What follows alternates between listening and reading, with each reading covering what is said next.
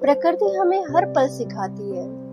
जैसे पहाड़ हमें स्थिर रहना सिखाते हैं, पेड़ हमें छांव देना सिखाते हैं और समुद्र हमें सिखाता है कि दुनिया चाहे कुछ भी कहे, हमें अपने मार्ग पर अडिग रहना है, अटल रहना है। तो एक छोटी सी कहानी सुनते हैं। एक बच्चा समुद्र के किनारे खेल रहा था, लहरों के साथ दौड़ रहा था, तो कभी अपनी चप्पल से पानी की लहरों को थपथपा रहा था और खिलखिलाकर हंस रहा था। अचानक एक बहुत बड़ी लहर आई और उसकी चप्पल को बहाकर ले गई। बच्चा उदास हो गया और उसने तट पर लिख दिया कि समुद्र चोर है।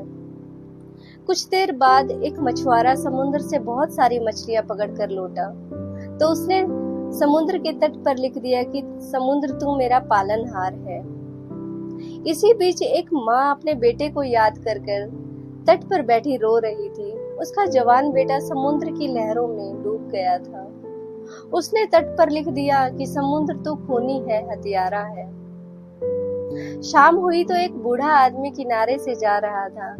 उसे एक सीप मिली और उस सीप को खोल के देखा तो उसमें एक कीमती मोती था।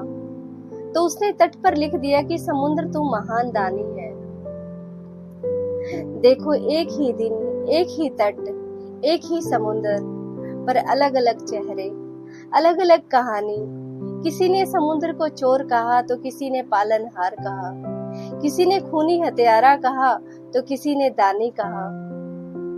फिर रात हुई और बड़ी लहर आई और चारों बातें मिटा गई।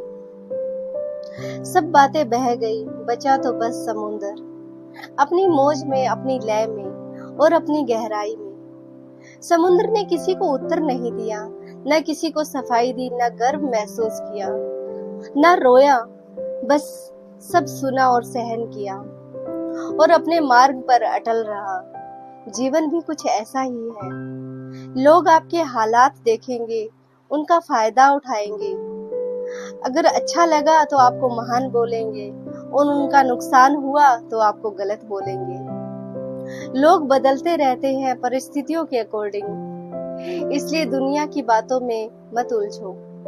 लोग तो वही है जो अमरूद खरीदते वक्त पूछते हैं, मीठे हैं ना, और फिर उसी अमरूद पर नमक लगाकर खाते हैं। तो इस कहानी का सार यह है कि दुनिया क्या करती है, क्या कहती है, उस पर जीवन मत जियो, जीवन बर्बाद मत करो। लोग तो अपनी राय बदलते रहते हैं, लेकिन तुम्हारा कर्म और सिद्धांत वही तुम्हारी असली पहचान है। इसलिए समुद्र जैसा बनो, विशाल, मौन, गहरा, अटल।